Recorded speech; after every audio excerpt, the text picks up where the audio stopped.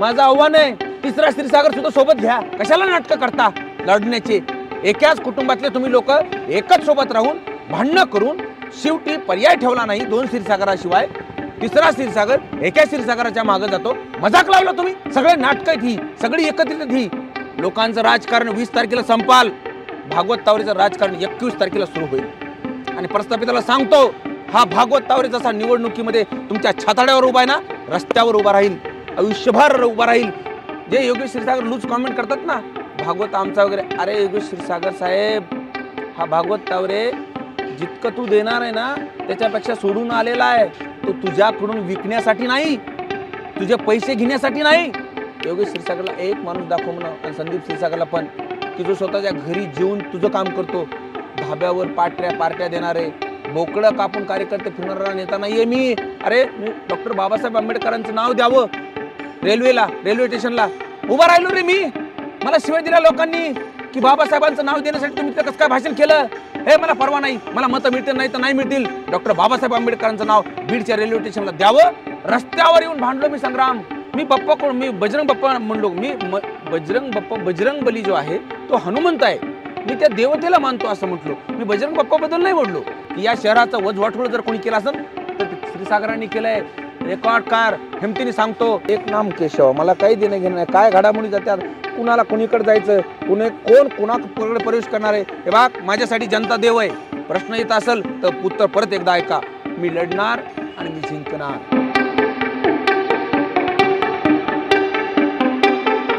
मराठी महाराष्ट्रामध्ये आपल्या सगळ्यांचं स्वागत आहे. एक नवा माणूस आणि नवा उमेदवार. नवा म्हणण्यापेक्षा अत्यंत फाटका माणूस, साधे कपडे, बँकेमध्ये अकाउंट नाही. गेल्या 12-15 वर्षापासून पत्रकारिता क्षेत्रामध्ये लिहून थकल्यानंतर जनतेसाठी काय पर्याय उभा करायचा आणि इकडच्या काळामध्ये जे राजकारण उभं राहिलं आणि त्या राजकारणामधून जनतेसाठी विकासासाठी काय नेमका पर्याय काढायचा, या सगळ्या गोष्टींसाठी विधानसभेच्या निवडणुकीमध्ये आणि रणांगणामध्ये असलेले भागवत तावरे माझ्यासोबत आहेत. त्यांच्याकडून सगळ्या गोष्टी जाणून घेणार आहेत की का त्यांना राजकारणामध्ये यायचं होतं, काय नेमकं ठरलं होतं. फार उत्कृष्ट आणि बीडमधून दिल्लीचं, महाराष्ट्राचं राजकारण पाहणाऱ्या आणि दिल्लीच्या महाराष्ट्रामध्ये राजकारण घडलेल्या घडामोडी या इथून बीडमधून चालवणारा एक पत्रकार आणि ह्या सगळ्या गोष्टीमध्ये म्हणजे फार उत्कृष्ट दबदबा असलेली, राज्याच्या राजकारणामध्ये दबदबा असलेली लेखणी ही एकीकडं थोडं थांबत राजकारणाकडे वळली. नेमकं काय झालेलं आहे आणि काय घडलेलं आहे त्यांच्याकडून जाणून घ्या. तुमचं मराठी महाराष्ट्रामध्ये खूप खूप स्वागत आहे. काय नेमकं घडलेलं आहे? तुम्हाला फार चांगली ओळख या लेखणीच्या माध्यमातून मिळालेली होती. या सगळ्या गोष्टी असताना तुम्हाला राजकारणामध्ये काय यायचं होतं, का पहिल्यापासून राजकारणात यायचं होतं आणि काय नेमका भूमिका होता? बरेचसे नेते अलीकडच्या काळामध्ये प्रस्थापितांच्या बगलाला जाऊन बसले. मग ते कसे विकले गेले असतील किंवा असतील ते आपल्याला बोलायचं नाही आहे. काही लोक बोलत आहेत, आरोपसुद्धा करत आहेत. तुम्हाला काही ऑफर होत्या का आणि तुम्ही राजकारण का करायचं होतं आणि कसं ठरलं आहे सगळं?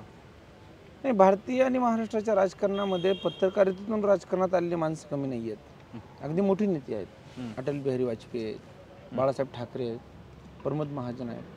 आमच्याकडे अनेक पत्रकार आहेत यांनी राजकारणामध्ये आलं. पण माझी पत्रकार म्हणूनची कारकीर्द आणि आता राजकारणामधला प्रवेश या दरम्यानचा जो बदल आहे किंवा हा जो निर्णय आहे, ती निर्णय प्रक्रिया ज्या पद्धतीने झाली ती खूप महत्त्वाची आहे. म्हणजे पत्रकार म्हणून काही प्रश्न मी मांडणार आणि त्यानंतर त्या प्रश्नाचं उत्तर जर मिळत नसेल, मी अनेक घटनांवर भाष्य केलं. राजकीय व्यवस्थेमध्ये अशा प्रकारचे अधिकार आरक्षित आहेत की राजकारणात खुर्शीत बसलेल्या माणसाकडे जर सजग आणि एक चांगली भूमिका असेल तर खूप मोठं काम उभं राहू शकतं. हे माझ्या लक्षात आलं. मी प्रश्न मांडू शकतो. मला खूप प्रेम दिलं महाराष्ट्राने. पत्रकार म्हणून माझ्यावर जे प्रेम दिलं, मला मराठवाड्यामध्ये लोकपत्रकार म्हणून जी ओळख मिळाली, मी या वाचकांची आणि या मराठवाड्यातल्या जनतेचे कायम मी आभार व्यक्त करेल. मात्र मला हे त्यांना सांगावं लागेल की केवळ प्रश्न मांडून प्रश्न सुटत नाहीत. प्रश्न सुटण्यासाठी एक संवैधानिक पद हवं असतं. सत्ता, राजकारण या प्रक्रियेमध्ये अनेक संधी आहेत जिथून आम्ही एक चांगली व्यवस्था आणि चांगला समाज उभा करू शकतो, विकासाचं राजकारण करू शकतो. माझ्या मतदारसंघामध्ये संग्राम 30 गावं आहेत ज्या गावांना रस्ताच नाही आहे. माझ्या मतदारसंघामध्ये 30 गावांना ओळख नाही आहे. या ठिकाणचे विद्यमान उमेदवार, आमदार, या ठिकाणचे प्रस्थापित राजकारणी इथल्या भागामध्ये कुठलाही मोठा प्रकल्प घेऊन येत नाहीत. कुठलाही त्यांच्याकडे विजन नाही. अगदी भाषणामध्ये चांगलं गोड बोलतात, पण कुठल्याही स्तरावर कुठलंही काम या ठिकाणी नाही. म्हणून मला अपरिहार्यपणे राजकीय भूमिका घ्यावी लागली आणि मी अत्यंत समाधानी आहे की मी पत्रकारितेकडून राजकारणात आलो. मी नक्कीच या प्रक्रियेमध्ये ज्या पद्धतीने मला लोक प्रतिसाद देत आहेत, मी एक निर्णायक आणि एक आश्वासक तुम्हाला निकाल घेऊन देईन. नाही नाही, मी तुम्हाला पुन्हा एकदा नव्यानं तोच प्रश्न विचारतो. म्हणजे तू कदाचित ह्या मुलाखतीमधून प्रश्न विचारला जाऊ शकतो, कारण आपले प्रश्न काही लिहून वगैरे नसतात, बोलण्यामधून प्रश्न सुचतात, काही घडण्यावर आणि ह्या सगळ्या गोष्टीवर मी इंटरव्ह्यू करत असतो. मुळामध्ये तुम्हाला प्रश्न मी विचारला होता की बरेचसे नेते प्रस्थापित त्यांच्या बाजूने गेलेले आहेत, तुम्ही का गेला नाही? तुम्हाला ऑफर होती का? काही सांगितलं होतं का? की तितकी वोट बँक तुमच्याकडे नाही आहे? हे बघ, भागवत तावरे आज बीड विधानसभेमधला असा एकमेव उमेदवार आहे, मी एकमेव म्हटलो, महायुती आणि महाआघाडीच्या उमेदवाराला गृहीत धरून मी असा एकमेव उमेदवार आहे ज्याच्याकडे एक कार्यक्रम आहे, ज्याच्याकडे एक धोरण आहे, ज्याच्याकडे एक पॉलिसी आहे. तू म्हटला प्रस्थापिताच्या बगलेला जाणार, त्यांच्याकडे काही कार्यक्रमच नाही, त्यांना बगलेला जाण्याशिवाय पर्यायच नाही. माझ्याकडे पर्याय आहे ना, मी लोकांना पर्यायी राजकारण देतो आहे, यांच्याकडे राजकारण नाही. जे प्रस्थापिताच्या बगलेला जाऊन बसले तर जे 10-5 रुपये घेऊन जात आहेत ना, जनता पाहते, जनताला दिसतं की कालपर्यंत या व्यक्तीला विरोध करणारा व्यक्ती आज याच्याकडे जाऊन बसलेला आहे. त्याचे कारण काय? पॉलिसी काय नाही, त्याचं कारण काय? सौदा आहे. ते 5 लाख 3 लाख 4 लाख सर्वसामान्य लोकांकडे ही आकडे जात आहेत. त्याच्यामुळे प्रस्थापिताकडे काही लोकांचा प्रवेश होतो, म्हणून मला खूप त्याच्यावर भाष्य करावं वाटत नाही, कारण की तो या राजकारणातला आणि राजकारणातल्या आर्थिक निकषांचा अत्यंत केविलवाणा तो प्रकार आहे. मला असं वाटतं की प्रस्थापितांकडे जाणारे जे प्रवेश आहेत तेच प्रवेश प्रस्थापितांच्या पराभवाचं कारण ठरतील. जी, आता अलीकडच्या काळामध्ये म्हणजे निवडणुका जाहीर झाल्या तशाच म्हणजे आचारसंहिता लागली की या पक्षातून त्या पक्षात, त्या पक्षातून त्या पक्षात महाराष्ट्राचं राजकारण आपल्याला पाहायला मिळालेलं आहे. कुणीकडे गेलं, कुणी तिकडे गेलं. तुम्ही 5-6 उमेदवार जे आहेत ते बीडमध्ये विधानसभेमध्ये फार चर्चेत राहिले. आज 2 घडामोडी चांगल्या घडल्या. सकाळपासूनच अनिल जगतापांनी त्यांच्या पक्षाचा राजीनामा दिला आणि मी स्वतंत्र आहे, आता इथून पुढे जनता माझा पक्ष आहे आणि मी स्वतंत्र आहे, जर मी पराभूत झालो तर कुठल्याही पक्षात जाणार नाही असं त्यांनी निर्णय घेतला. दुसरीकडे जयदत्त क्षीरसागर हे कुणाच्या पाठीमागे जाणार असं ठरलं होतं. त्यानंतर जयदत्त क्षीरसागरांनी योगेश क्षीरसागरांना पाठिंबा दिलेला आहे. म्हणजे ह्या सगळ्या गोष्टी आम्हाला पाहायला मिळतात. खरं तर वेळ आली की वेगवेगळ्या वाटा सुचतात, वेगवेगळे पर्याय सुचतात. तुम्हाला काही पर्याय आहे का? तू आत्ता म्हटला की 2 गोष्टी खूप चांगल्या झाल्या. मला असं वाटतं त्यातली एक गोष्ट चांगली झाली जी अनिल जगतापांनी राजीनामा दिला. कारण एकनाथ शिंदेंनी मराठा समाजाला छत्रपती शिवाजी महाराजांची शपथ घेऊन फसवलेलं आहे, ते एकनाथ शिंदे. आणि दुसरं, मोहम्मद पैगंबर यांच्या संदर्भात अत्यंत निंदनीय वक्तव्य करणाऱ्या गिरींना पाठिंबा देणाऱ्या एकनाथ शिंदेंचा अनिल जगतापांनी राजीनामा दिला आहे. मला असं वाटतं त्या राजीनाम्याचं स्वागत केलं पाहिजे. मात्र यामुळे मला असं वाटत नाही की मात्र फारसा फरक पडणार, खूप उशीर झाला आहे. दुसरा जो प्रकार आहे तो म्हणजे जयदत्त क्षीरसागर यांनी योगेश क्षीरसागर यांना पाठिंबा देणं, तर प्रचंड केविलवाणी गोष्ट आहे ती. जयदत्त क्षीरसागर यांचा मी खूप रिस्पेक्ट करतो, करत राहणार आहे. मात्र राजकारणामध्ये त्यांनी आज जो निर्णय घेतला तो अत्यंत केविलवाणा आहे. त्यांनी निवडणूक लढवण्यासाठीची माझ्या आयुष्यातली शेवटची लढाई म्हणून प्रचंड तयारी केली होती. आज त्यांच्या कार्यकर्त्यांना ते काय सांगणार आहेत? त्यांच्या कार्यकर्त्यांना योगेश क्षीरसागर हे नेतृत्व मान्य आहे का? तुमच्या कौटुंबिक पातळीवर डॉक्टर योगेश क्षीरसागर आणि जयदत्त क्षीरसागर या दोघांचा पॅचअप होणं म्हणजे डॉक्टर योगेश क्षीरसागरांच्या कार्यकर्त्यांचा आणि जयदत्त क्षीरसागर यांच्या कार्यकर्त्यांचा पॅचअप होऊ शकतो का? त्याचा पण नेतृत्वाने विचार केला पाहिजे. म्हणजे योगेश क्षीरसागरांचं नेतृत्व आता जयदत्त क्षीरसागर यांचे कार्यकर्ते मान्य करणार आहेत का? बरोबर. जयदत्त क्षीरसागर यांच्या कार्यकर्त्याला कुठला स्पेस आहे योगेश क्षीरसागरांकडे? योगेश क्षीरसागरांची राजकीय कारकीर्द, राजकीय समज आणि उमज, राजकीय प्रगल्भता अण्णांच्या कार्यकर्त्याच्या 10 पट कमी आहे. जी, अरुण नाना डाके, विलास बडके, दिनकर कदम, गणपत डुईपडे यांच्या राजकीय इतिहासाच्या आणि अनुभवाच्या 25% तरी अनुभव योगेश क्षीरसागर यांचा आहे का? डॉक्टर योगेश क्षीरसागर यांना आमदार करताना किंवा आमदार होताना पाहत असताना साहेब जयदत्त क्षीरसागर यांच्या ज्येष्ठ कार्यकर्त्यांना जरा विचारलं पाहिजे, हे तुमचं नेतृत्व आहे काय? हे तुमचं नेतृत्व करू शकतात का? अजिबात नाही. म्हणून आज जयदत्त क्षीरसागर यांचा निर्णय केविलवाणा जितका आहे तितकाच तो त्यांच्या स्वतःच्या कार्यकर्त्यावर अन्याय करणार आहे. जयदत्त क्षीरसागर यांनी आज जर सर्वाधिक कोणावर अन्याय केला असेल तर तो त्यांच्याकडे पिढी जात असणाऱ्या कार्यकर्त्यांवर. कार्यकर्ते आजही सोबत होते त्यांच्या प्रवेशात. हे बघ राजकारणामध्ये सोबत असल्यामुळे काय परिणाम होतात आम्ही आजवर पाहत आलो ना. सोबत असण्याचा काय अर्थ आहे रे? हां, आज जरा त्यांना खाजगीमध्ये जाऊन विचारा तुम्ही. मला अनेक खाजगींमध्ये फोन आला, अहो हे कलंदर पठाण नावाचे मानूरचे कार्यकर्ते आहेत, निष्ठावंत आहेत. आज त्यांनी योगेशचं नेतृत्व स्वीकारायचं. एका कलंदर पठाणला त्या योगेशचं नेतृत्व स्वीकारावं लागेल. तो गुस्ताकी रसूल आहे. संग्राम, ही कन्सेप्ट लक्षात घेऊन घे. हे गुस्ताकी रसूल काय प्रकार आहे साहेब? ज्यांनी मोहम्मद पैगंबराच्या विरोधात अपशब्द वापरणाऱ्या, गिरीच्या पाठीशी उभा राहणाऱ्या पार्टीचा उमेदवार आहे डॉक्टर योगेश. आणि अशा डॉक्टर योगेश यांचं समर्थन कलंदर पठाण याला करता येणार आहे का? मुकीद लाला यांना करता येणार आहे का? सुलतान बाबा यांना करता येणार आहे का? असंख्य मुस्लिम कार्यकर्त्यांची आज अडचण करून ठेवली जयदत्त क्षीरसागर यांनी. आणि जयदत्त क्षीरसागर यांनी त्या मुस्लिम कार्यकर्त्यांच्या राजकीय कारकिर्दीला पूर्णविराम दिला आहे. हे जयदत्त क्षीरसागर यांच्या राजकारणामध्ये या मुस्लिम कार्यकर्त्यांचा आज काय कदय सांगा? त्या योगेश क्षीरसागरांच्या सोबत त्यांनी जायचं, जो डॉक्टर योगेश क्षीरसागर ज्या मोहन भागवत यांच्या समोर नतमस्तक झालेला आहे.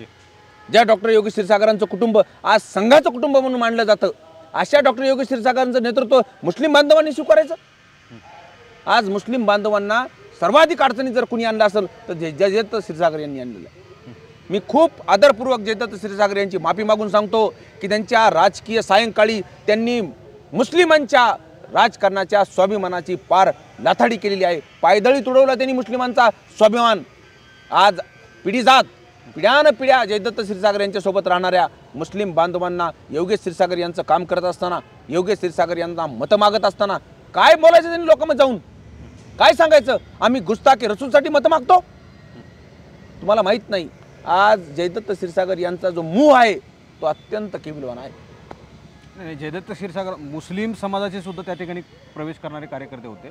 तुम्ही बोलत असताना असं म्हणालात की मुस्लिमांची जी काही लोक आहेत कार्यकर्ते, त्यांची नाराजी असेल, कदाचित त्यांना असं वाटलं असेल की योगेश क्षीरसागरांपुरता हा मर्यादित विषय आहे किंवा मग जयदत्त क्षीरसागरांपुरता. अरे योगेश क्षीरसागर अपक्ष आहेत का? योगेश क्षीरसागर हे अजित पवार पक्षाचे बी फॉर्म असणारे अधिकृत उमेदवार आहेत. आणि त्या पार्टीसोबत भारतीय जनता पार्टी आणि एकनाथ शिंदे यांची शिवसेना अशा प्रकारचा अलायन्स आहे. एक योगेश अपक्ष आहे का? आणि जयदत्त क्षीरसागर किंवा योगेश क्षीरसागर किंवा क्षीरसागर कुटुंबांनी त्यांच्या बापाची जहागिरी असल्यासारखं मतदाराला गृहीत धरणं कधीपर्यंत चालणार आहे? त्यांच्या बापाची मतदार आहेत ही सगळी. त्यांनी कुठल्याही भूमिका घ्यायच्या आणि आम्ही त्यांना मतं करायची. मी जे तू म्हणतो ना आता त्यांच्यासमोर काही प्रवेश करणारे मुकादमा होते, त्या मुकादमांना माझा प्रश्न आहे संग्राम, तुझ्या माध्यमातून तुझ्या चॅनलनी हे दाखवावं की तुमच्या मुकादमकीमध्ये तुम्ही आमची कौम, तुम्ही आमचा समाज विकणार आहेत का? क्षीरसागरांच्या प्रस्थापित राजकारणाला, कदरलेल्या जनतेला तुम्ही हे पर्याय देणार आहेत का? मुकादमांच्या मागे मतदार नाही आहेत असं आहे का? अरे दाखवून देईल, या ठिकाणची स्वाभिमानी जनता इथल्या मुकादमांना दाखवून देईल की या राजकारणामध्ये तुम्हाला मतं महत्वाची आहेत का पैसे महत्वाचे आहेत? अरे मुकादमांनी काही पैसे घेतले म्हणून खालच्या लोकांनी काय करायचं? तुला माहित नाही, योगेश क्षीरसागर यांना जयदत्त क्षीरसागर यांनी पाठिंबा देणं अत्यंत गंभीर विषय आहे मुस्लिम समाजामध्ये. ही लहान गोष्ट नाही आहे. आणि याचा परिणाम तुला इलेक्शनमधल्या मतपेट्या जेव्हा समोर येतील तेव्हा पाहायला मिळेल. योगेश क्षीरसागरांना मुस्लिम मतं मिळणार नाही, जर नाही मिळाले तर योगेश क्षीरसागरांचा पराभव होईल असं वाटतं तुम्हाला? योगेश क्षीरसागरांचा पराभव कालही निश्चित होता, योगेश क्षीरसागरांचा पराभव आजही निश्चित आहे. आणि योगेश क्षीरसागर पराभूतच होतील ही गोष्ट तुझ्या चॅनलवर रेकॉर्ड करून ठेव. जयदत्त क्षीरसागरांचा प्रवेश किंवा त्यांचा पाठिंबा योगेश क्षीरसागरांना काहीच फायदेशीर ठरू शकत नाही का? जितका फायद्याचा ठरेल का त्यापेक्षा तो अधिक नुकसानीचा ठरेल. तुला माहिती आहे कोण पार्टी आहे? अजित पवार यांच्या पक्षाने फारुख पटेल यांचा उमेदवारी अर्ज जाहीर केल्याच्या नंतर योगेश क्षीरसागर असं म्हटले होते की जरी मला बी फॉर्म नाही भेटला तरीही मी अपक्ष लढणार, म्हणजे माझ्या पक्षासोबत गद्दारी करणार. अशा प्रकारच्या योगेश क्षीरसागरांना बी फॉर्म दिला, मात्र फारुख पटेल यांनी मात्र निष्ठेने फॉर्म काढून घेतला. अरे मुस्लिमांच्या मताबद्दल, मुस्लिमांच्या नेत्यांबद्दल काय पॉलिसी अजित पवारांची? साहेब या ठिकाणी संपादक तय्यब साहेब आणि फारुख पटेल साहेब या दोन नेतृत्वाला भूलतापा देऊन अजित पवार पक्षाने केवळ मतांची नाही तर त्यांच्या नेतृत्वांची सुद्धा गळचेपी आणि फसवणूक केलेली आहे. नाही, 2-3 हे मुस्लिम समाजाचे नेते जे अजित पवार गटाकडे आहेत त्यांना माघारी घ्यायला लागली, म्हणजे त्यांना मतांची पर्वा नाही का? त्यांच्या भविष्यातल्या राजकारणाची पर्वा नाही का? मग ते कोण तय्यब असतील, कोण पटेल असतील, कोण शफीक असतील, यांना त्यांच्या भविष्यातल्या राजकारणाची पर्वा नाही आहे का? असं वाटत नाही का आपल्याला? नाही, काय असतं हे बघ, मी एक अपक्ष उमेदवार म्हणून या डोहामध्ये उडी मारण्याचं धाडस केलं. सगळेच करतील असं नाही. त्यांना असं वाटलं की बी फॉर्म दिला तर आम्ही लढलं पाहिजे. बी फॉर्म नाही दिला तर आम्ही लढून कशाला मग पराभवाच्या याच्यामध्ये जायचं. त्यांचं बरोबर आहे, त्यांच्या राजकीय सुरक्षेनुसार सुरक्षिततेसाठी त्यांनी तो निर्णय घेतला असेल. मी त्यांना म्हणू शकत नाही की तुम्ही का लढला नाहीत. मी लढतोय, मला असं वाटतं की मी अपक्ष सुद्धा आमदार होऊ शकतो. या मोक्यावर तुम्हाला मला प्रश्न विचारायचा आहे की तुम्ही आत्ताच उल्लेख करत असताना सांगितलं की त्यांचं राजकीय आयुष्य धोक्यात येऊ शकतं, काही त्यांना राखून ठेवायचं असेल. तुमची पत्रकारिता दाव म्हणजे तुमची ह्याच्यावर लागली, तुम्ही नोकरी सोडावी लागली तुम्हाला चांगल्या प्रकारची, एका वृत्तपत्राची, वृत्तसंपादक, फार मोठं नाव होतं. तुम्हाला वाटतंय का की राजकारण माझं टिकेल भविष्यामध्ये या सगळ्या गोष्टी होत असताना? मी पत्रकारिता सुद्धा भूमिकांची केली, मी राजकारण सुद्धा भूमिकांचं करणार आहे. मला तुला काय वाटतं, मला काही प्रपोजल नसतील का? जे 10-5 रुपये लोक विकले जातात, मला काही पैशांचं प्रपोजल नसेल का? असेल ना संग्राम मला, पण मी पत्रकारिता सुद्धा भूमिका म्हणून केलेली आहे. आज माझ्याकडं मुस्लिम बांधव मोठ्या आश्वासक नजरेने पाहतात की आमच्यासाठी हा लढतो, बोलतो, हा विकणारा जाणारा नाही. आजही एवढे प्रवेश होत आहेत प्रस्तावित पक्षांची, पण मला फोन येत आहेत, साहब हमारे मोहल्ले में आओ, हम यहाँ लोगा रुके. ही गोष्ट लहान नाही आहे संग्राम, सुंदर स्वरूप आहे हे लोकशाहीचं. हीच मतदार आहेत ज्यांच्यामुळे लोकशाही जिवंत आहे. आणि या मुकादमाच्या माध्यमातून निवडणुका विकल्या जाऊ शकतात, भूमिका नाही. आणि म्हणून मला असं वाटतं की माझ्या या निवडणुकी प्रक्रियेवर या परिवेशांचे काही परिणाम होत नाहीत. उलट अत्यंत उभं येणारं चित्र आहे हे, अत्यंत चीड येणारं हे चित्र आहे.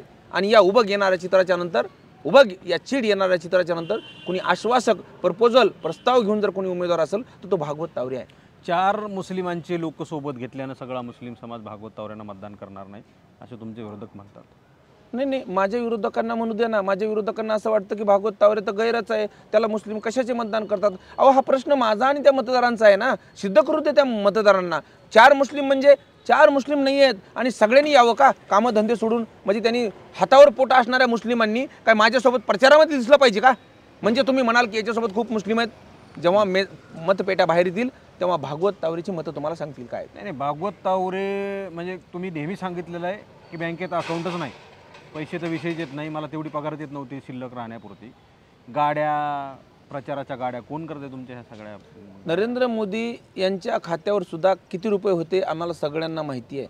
त्यांच्या पाठीमागे एक ताकद उभा राहिली आर्थिक, आणि तिला असं वाटलं की नरेंद्र मोदी या देशाचे पंतप्रधान झाले पाहिजे. आणि मग त्यांनी त्या प्रक्रियेमध्ये इन्व्हेस्ट केला, मोबदल्यासाठी नाही केला असं काय. पण माझ्यासाठी अनेक लोक समोर आली की भागवत तावरे चालला पाहिजे, भागवत तावरेचा ताफा दिसला पाहिजे, भागवत तावरे लोकांपर्यंत पोहोचला पाहिजे. मग तुझ्यासारख्या मित्राला वाटलं की अरे 500 रुपये द्या भागवतला डिझेलला. अशा 500 रुपयामधून ह्या गाड्या चालतात. भागवत तावरे कुठल्याही अर्थार्जनासाठी जर काम करत असता तर मला नाही असं वाटत की माझ्यासमोर या पद्धतीची आर्थिक विवंचना तयार झाली असती. पण खूप चांगली गोष्ट आहे की गरीब उमेदवारासाठी लोक पैसे घेऊन कसे उभं राहतात ती अशी. तुम्हाला 4 जणांना असं वाटत नाही का की आम्ही 4 जण म्हणजे तुमचे प्रस्थापितांच्या आणि 2 पक्षाच्या व्यतिरिक्त विरोधकात तुम्ही 4 तसे 31 उमेदवार आहेत. आता तुम्ही चर्चेत असणारे 4 आहेत, पुंडलिक खांडे, ज्योती मेटे आहेत, अनिल जगताप आणि तुम्ही आहेत. तर या 4 जणांना असं वाटत नाही का तुम्हाला, म्हणजे 4 जणांना मिळूनच तुम्हाला मी विचारतो की तुम्ही 4 जण उभं राहिल्यानंतर मतांची विभागणी होईल, पुन्हा एकदा क्षीरसागर निघून जातील असं वाटत नाही का तुम्हाला? मी त्या तिघांचाही खूप आदर करतो. ज्योतिताई मेटे, अनिल दादा जगताप, कुंडलिक बापू खांडे या तिघांचाही मी आदर करतो. मात्र हे बघ संग्राम, निवडणूक कुणी जिंकण्यासाठी करतो, कुणी भूमिकांसाठी करतो, कुणी राजकीय अस्तित्व निर्माण करण्यासाठी करतं. निवडणुकीच्या पाठीमागे ज्याचे त्याचे आपापले मानक असतात, आपापला मानस असतो. अनिल दादांचा काही वेगळा विषय असेल, मला लढायचीच आहे. ज्योतिताईंचा एक मानस असेल की मला लढायचीच आहे यासाठी. कुंडलिक बापू त्यांच्या भूमिकेसाठी लढतायत. मग माझं म्हणणं असं आहे की तुझं म्हणणं हे बरोबर आहे की गणितामध्ये प्रस्थापितांना ऑप्शन देत असताना मतांचं विभाजन होऊ नये. सगळे समविचारी एकत्रित येऊन जर प्रपोजल करतील तर लोकांना पण अवसान येतं की चला गाड्या एकत्रित आले तर आता लढूयात. माझी तयारी आहे ना, म्हणजे माझी हरकत नाही. 4 जणांनी एकत्रित बसून ज्याचा बेस वोट स्ट्रॉंग आहे याच्यावर चिंतन होऊ शकतं. मी तयार आहे यासाठी. 4 जणांनी एकत्रित येऊन कोणाचा बेस वोट स्ट्रॉंग आहे, कुणाची उमेदवारी राहिल्यानंतर फायदा होतो, कुणाची उमेदवारी निघल्याच्या नंतर काय परिणाम होतात याच्यावर चर्चा होऊन जर एखादं चांगलं प्रपोजल तयार करता आलं तर आय विल बी वेलकम ना, मी त्याचं स्वागत करतो. पण माझा फॉर्म पाठीमागं काढल्याच्या नंतर तुम्हाला फायदा होतोय का भलत्यालाच होतोय याचं पण चिंतन झालं पाहिजे. आणि मग हे बघ शेवटी संग्राम, मी 80 दिवस झालं लोकांमध्ये फिरतोय. मी वाडी वस्ते तांड्या डोंगर दर्या नदी मुक्कामी राहिलो रे मी संग्राम. मी 80 दिवसापासून लोकांमध्ये गेलो. माझा पॉलिटिकल प्रपोजल हा असा झोपीतून उठून तयार झालेला नाही आहे. मी 80 दिवस लोकांपर्यंत आहेत. तुला काय वाटतं मी काल सलाम वालेकुम घातला म्हणून मुस्लिम माझ्यासोबत आहेत का? हां, आज काही आम्ही एखादी मूव करू आणि मुस्लिम माझ्यासोबत येईल असं आहे का? अरे वर्षानुवर्ष माझं आणि मुस्लिमांचं एक नातं राहिलेलं आहे. वर्षानुवर्ष मी मुस्लिमांमध्ये लहानाचा मोठा झालेलो आहे आणि तेव्हा कुठे ते माझ्या राजकीय भूमिकेमध्ये माझ्यासोबत आहेत. त्याच्यामुळे मला या मतदारांना वाऱ्यावर सोडता येणार नाही. रस्त्यावरचा भागवत तावरे मुस्लिमांना गरजेचा आहे. त्यांना वाटतं की भागवत तावरे राजकारणात हवा आहे आम्हाला. त्यांना वाटतं भागवत तावरे आमच्यासाठी उपलब्ध असणारी एक व्यक्ती आहे. त्यांना वाटतं भागवत तावरे पोलिटिशियन दवाखान्यामध्ये रात्री 12, 3, 4 वाजता उपलब्ध असतो आणि तो आम्हाला प्रक्रियेत हवा आहे. मला त्यांच्यासाठी निवडणूक लढवावं लागणार आहे. मी काय उत्तर देऊ त्यांना? आणि ते माझ्यामध्ये त्यांचा राजकीय स्वाभिमान पाहतात. माझ्यासोबत असंख्य पोरं आहेत आणि माझ्या संग अरे तुला माझ्यासोबत असणाऱ्या ओबीसीची मुलं आहेत, ओबीसीचे मित्र आहेत माझी. मी काय उत्तर देऊ त्यांना? त्यामुळे माझं लढणं आहे ना ही भूमिकेचं लढणं आहे. माझं लढणं ही अपरिहार्यता आहे. आज क्षीरसागरांच्या पराभवासाठी जर तुम्हाला एक उमेदवार हवा असेल ना ज्याच्याकडे परफेक्ट कार्यक्रम आहे त्याचं नाव भागवत तावरे रे. एकदा समजून घ्या, माझ्यासमोर येऊन बसा की मी क्षीरसागरांच्या समोरचा पर्याय कसा. मी म्हणतो म्हणून नाही, माझ्याकडे फॅक्ट्स आहेत, माझ्याकडे आकडे आहेत, माझ्याकडे गणित आहे. आणि या क्षीरसागरांच्या उभं घेणाऱ्या राजकारणाला जर आम्हाला पर्याय द्यायचा असेल तर एक गरीब कुटुंबातलं गाव खेड्यातलं पोरग द्या ना. एक गरीब मराठ्याचं पोरग रे. गरजवंताच्या लढ्यामधून जर कोणाची उमेदवारी समोर यायला पाहिजे तर त्याचं नाव भागवत तावरे का असू शकत नाही? मी जबाबदारीने सांगतो की क्षीरसागरांच्या समोर निवडून आल्याच्या नंतर एक सुंदर राजकारण, एक सलोख्याचं राजकारण, सगळ्यांना सोबत घेऊन जाणारं राजकारण मी देऊ शकतो. आणि भागवत तावरे कोण आहे? 10 वर्षापासून जे लिहित आलेला भागवत तावरे ना हो माहिती आहे यांना. अरे मी मार खाल्ला या लोकांचा, माझ्यावर हमले झाले, माझ्यावर गुन्हे दाखल झाले. भारतीय जनता पार्टीच्या या धर्मांध राजकारणाला विरोध करता करता हे समाजाने पाहितलेलं आहे. हे मी अंधारातलं सांगतोय का?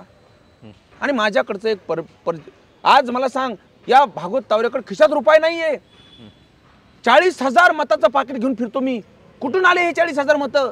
कारण की फक्त भागवत तावरे एक चांगला काम करतो. भागवत तावरेची एक भूमिका आहे. म्हणून भूमिकांच्या मतांचा जर चांगला वापर करायचा असला मला तर माझं आव्हान आहे, एक तर एकत्रित येऊन बसा, चर्चा करा. माझ्यापेक्षा चांगलं प्रपोजल असेल आय एम विथ यू, मी तुमच्यासोबत येतो.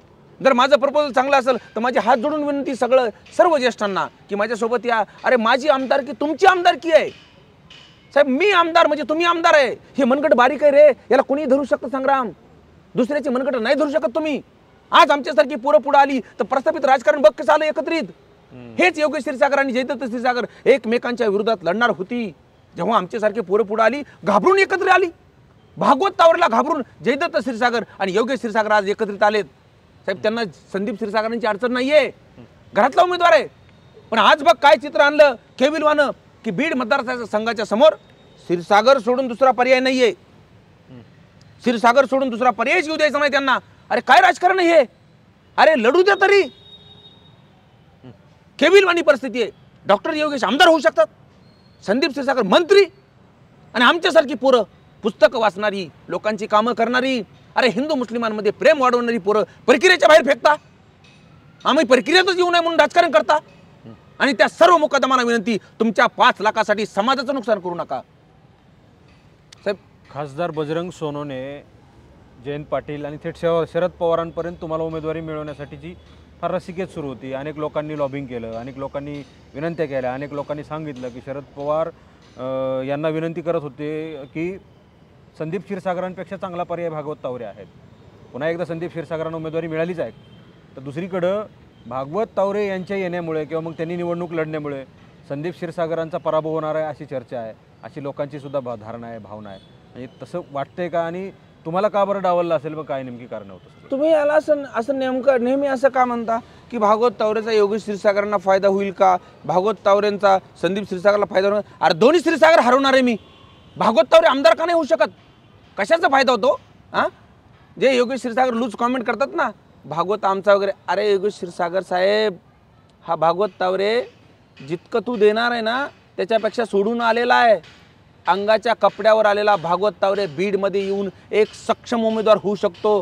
तो तुझ्याकडून विकण्यासाठी नाही, तुझे पैसे घेण्यासाठी नाही साहेब. प्रस्थापिताच्या छाताडावर उभा राहून राजकारण करल हा भागवत तावरे. लोकांचं राजकारण 20 तारखेला संपाल, भागवत तावरेचं राजकारण 21 तारखेला सुरू होईल. आणि प्रस्थापिताला सांगतो, हा भागवत तावरे जसा निवडणुकीमध्ये तुमच्या छाताड्यावर उभा आहे ना, रस्त्यावर उभा राहील, आयुष्यभर उभा राहील. कारण माझ्यासोबत एक अशी जनता आहे ज्या जनतेला एक व्हाईस पाहिजे, एक अशी जनता आहे ज्याला त्यांचा नेता पाहिजे, एक जनता आहे त्यांना त्यांच्या हक्काचा कार्यकर्ता पाहिजे आणि मग तो त्यांना देणार आहे. आम्ही गाड्या पाहिल्या लोकांच्या, म्हणजे आम्हाला प्रस्थापितांच्या ताफ्यामध्ये 10-10, 50-50 गाड्या दिसतात. तुमच्याकडे तुम्ही सांगितलं आता 500 रुपये लोक देत असतात मला रस्त्यावर चालत असताना. कसं शक्य आहे? बूथ मॅनेजमेंट कसं असतं? आम्ही ऐकलं आहे, अनेक निवडणुका आम्ही पाहिल्यात. कालची निवडणूक आम्ही लोकसभेची पाहिली. एका बूथ मॅनेजमेंटला कुठल्या एखाद्या ठराविक नेत्यांनी 50-50 हजार, 1-1 लाख रुपये दिले. तुम्हाला एखादा बूथ मॅनेजमेंट करण्यासाठी कसा माणूस मिळणार आहे? 5,000, 2,000 मध्ये मिळेल? केशर काकूंचा रुपयामध्ये माणूस मिळेल? केशर काकूंचा पराभव बबन ढाकणेंनी केला. बबन ढाकणेंची तयारी तर माझ्यापेक्षा खूप कमी होती. मी तर इथला स्थानिक आहे. जुना काळ होता. हो, नव्या काळामध्ये सुद्धा बूथ एजंटला माझ्याकडे माणसं आहेत. आता एका गावामध्ये 10 पोरं आहेत माझ्याकडे. एजंट 2च ठेवे लागतात. त्या 8 लोकांमध्ये स्पर्धा आहे आता की आम्हाला एजंट ठेवा. अरे स्वाभिमानी उमेदवारांना पैसे देऊन एजंट नाही लागत. ज्यांच्याकडे काही कार्यक्रम नाही ना त्यांना एजंटला पैसे द्यावे लागतात. डॉक्टर योगेश क्षीरसागर लोकांसाठी काहीच नाही. अरे डॉक्टर आहेत ते, 5 रुपये कधी फीसमध्ये कमी न करणारा माणूस. आता एजंट बसवायचे तर पैसे लागणार. मला भागवतला नाही लागणार ना. भागवतच्या एका फोननी लोकांचे 1000 रुपये कमी झाले. भागवतच्या दवाखान्यात येण्याने कोणाचा जीव वाचलेला आहे. ते माझ्याकडून एजंट फॉर्मसाठी पैसे मागतील? ही जनता आहे, ही लोक आहेत. भागवत तावरेचा लढा स्वतःच्या खांद्यावर घेऊन लढतील. म्हणून मला एजंटला पैसे लागणार नाहीत. आणि पैसे देऊन देणारे एजंट मला नको आहेत. माझ्यासाठी जीवाचं रान करणारी पोरं आहेत माझ्याकडं. अरे माझ्या गावागावामध्ये इतकी पोरं आहेत ना. अरे जेवतात रे घरी जाऊन. योगेश क्षीरसागरला एक माणूस दाखव म्हणा, आणि संदीप क्षीरसागरला पण, की जो स्वतःच्या घरी जेवून तुझं काम करतो. धाब्यावर पार्ट्या देणारे, बोकडं कापून कार्यकर्ते फिरणारा नेता नाहीये मी. अरे माझा कार्यकर्ता घरी जेवून 2 वाजता जेवतो रे खाराच्या फुडीसोबत. माझ्यासोबत स्वाभिमानी कार्यकर्ता आहे. आणि म्हणून ही लढाई स्वाभिमान विरुद्ध प्रस्थापित आहे. कधी काळी तुम्ही, म्हणजे जी सुरुवात राजकारणाची होती तुमची, क्षीरसागर मुक्त मतदारसंघ करायचं आम्हाला ठरलं होतं. 3 क्षीरसागर खरंच मैदानामध्ये आले. त्यातलं एक क्षीरसागर मागे आले आणि पुन्हा एका क्षीरसागराच्या पाठीमागे उभा राहिलेत. कसं शक्य आहे तुम्हाला एक क्षीरसागर मुक्त करणं? म्हणजे पुन्हा एकदा नव्यानं नैसर्गिकरित्या क्षीरसागरांच्या भोवती इथलं राजकारण फिरायला लागलेलं आहे. शक्य आहे का तुम्हाला? छोटं सांगू, आज 80,000 मराठा वोट आहे मतदारसंघामध्ये. जे वाट बघतं की who is the proposal, who is the option, कोण पर्याय. 3 पर्याय तुम्हाला. ज्योती मेटे, तुम्ही 4 जण आहेत. हो, त्याच्यामधून पाहिल ना, तो समाज पाहतोय की यांना कोण पुरून उरणार आहे, कोणाकडे कार्यक्रम आहे, कोणापाशी गणित जुळतात. साहेब माझ्याकडं या शहरातल्या 40,000 मुस्लिमांची दुआ आहे. हु इज द नेक्स्ट. साहेब मी 40,000 मुस्लिमांची दुआ घेऊन या रणांगणामध्ये आहे. गावखेड्यातल्या गरीब मराठ्यांना माझं आव्हान आहे की हा तो गरीब मराठा आहे जे मनोजदादा जरांगे पाटील म्हटले होते. हा तो गरजवंत मराठा आहे ज्याच्यासाठी लढा मनोजदादा जरांगे पाटलांचा होता. छत्रपती शिवाजी महाराजांच्या पुतळ्यावर साक्षीने मनोजदादा असं म्हटले होते की द्या ना एखादा गरीब निवडून. कुठपर्यंत मोठ्यांना निवडून देता? साहेब कोण गरीब आहे तो? कोण गरीब आहे? भागवत तावरे साहेब, या सगळ्या यादी चेक कर संग्राम. या सगळ्यांच्या आर्थिक सनदी चेक कर. यांच्याकडे किती पैसे चेक कर. पत्रकार आहेस तू. आज माझ्याकडे असणारी परिस्थिती, आज मनोजदादा जरांगे पाटील यांच्या आंदोलनाचा फेस म्हणून माझ्यासारख्या गरीब मराठ्याच्या पोराला का देऊ नये? जो ओबीसीच्या गावामधून येतो, अरे माझं ओबीसी गाव आहे रे, सगळं गाव प्रचाराला माझ्यासाठी बाहेर पडलंय का? अरे भागवत आमदार झाला पाहिजे. कशासाठी? पैसे कमवण्यासाठी. अरे त्यांना वाटतं की हा आमदार झाला तर सेवा करील लोकांची.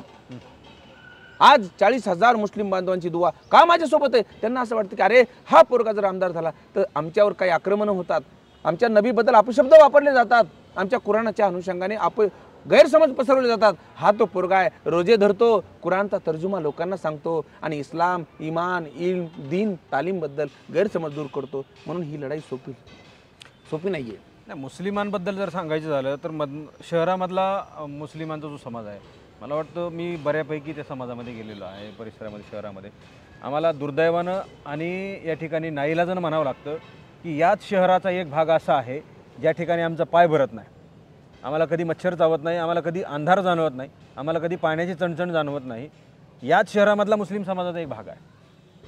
तिथं आम्हाला 24 तास पाणी तर नाहीच, 24 दिवसांनी पाणी येतं.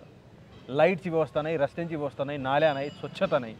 आरोग्याचं फार मोठं त्या ठिकाणी जे आहे ते भंडार उभा राहिलेला आहे रोगराईचा, आणि आरोग्य फार दूर गेलेलं आहे. या सगळ्या गोष्टी कशामुळे आहेत आणि कोण याला जबाबदार आहे थोडक्यात सांगणार आहे. क्षीरसागर 40 वर्षे त्यांच्या बापाकडं नगर परिषद होती. डॉक्टर योगेश क्षीरसागर यांचे तीर्थस्वरूप वडील डॉक्टर भारतभूषण क्षीरसागर 35 वर्ष मालकासारखं हे शहर चालवत होते. वाटोळ केलं त्या माणसाने या शहराचं.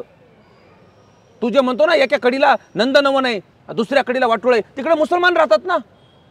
मुसलमानाला तर आम्हाला विकासच द्यायचा नाही. तेलगाव नाक्यावर पाऊस पडला तर अर्धे घरं पाण्यात असतात. त्यांना तेच हवं आहे.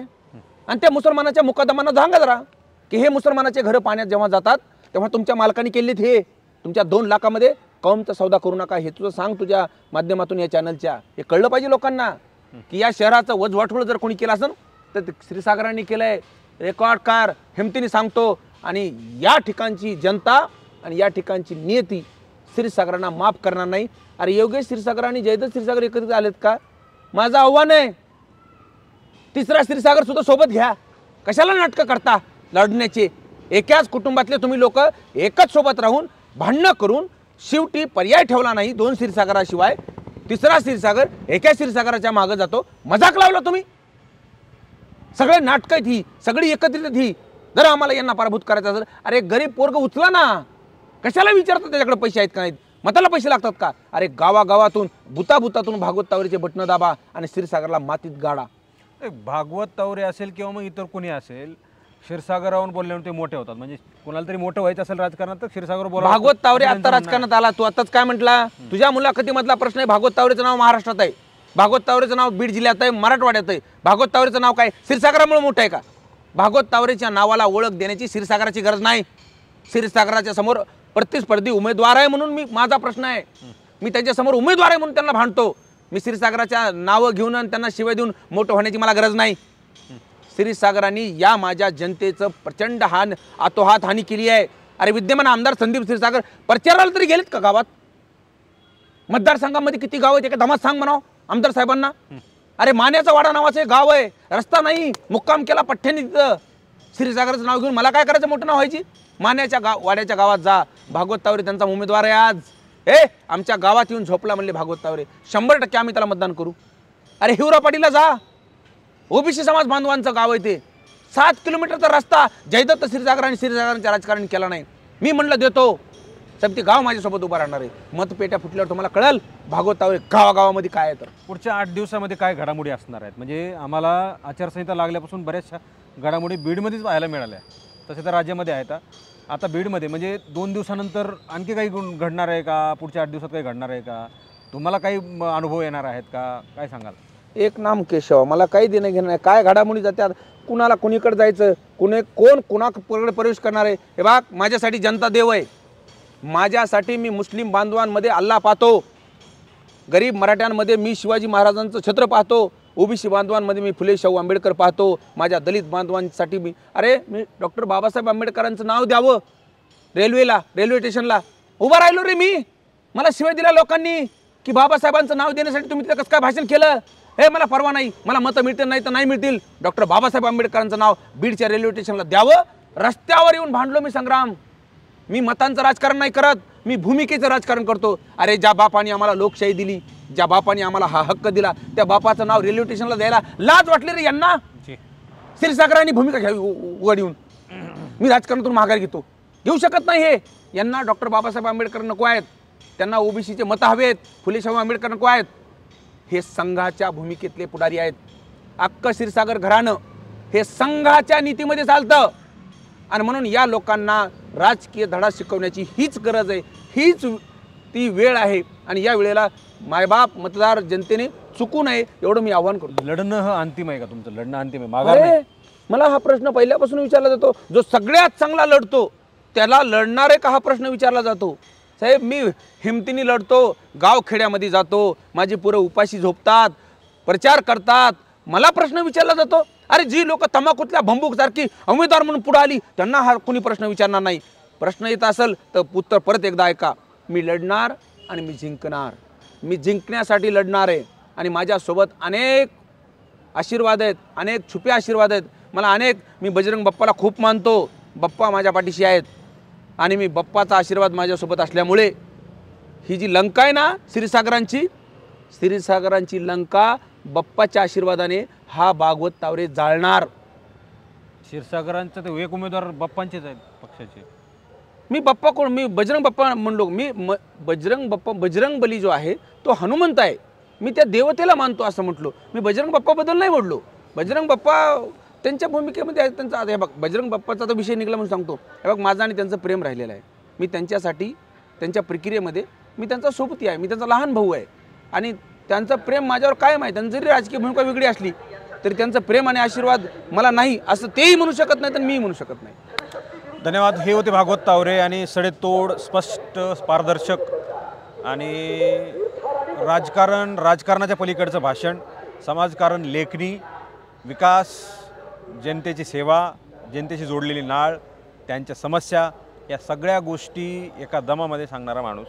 आणि अलीकडच्या काळामध्ये प्रस्थापित विस्थापित या सर्व लोकांनी चहूबाजूनं घेरल्यानंतर लढणं हे अंतिम आहे आणि लढणार आणि जिंकणार असं म्हणणारा एकमेव उमेदवार भागवत तावरे होते. तुमचे खूप खूप आभार दिलेल्या मुलाखतीबद्दल आणि वेळेबद्दल. मराठी महाराष्ट्रामध्ये दिलेल्या वेळेबद्दल खूप खूप आभार. कॅमेरा पर्सन अनिल धायगुडे आणि परिवर्तन जाधवसह मी संग्राम धनवे, मराठी महाराष्ट्र न्यूज.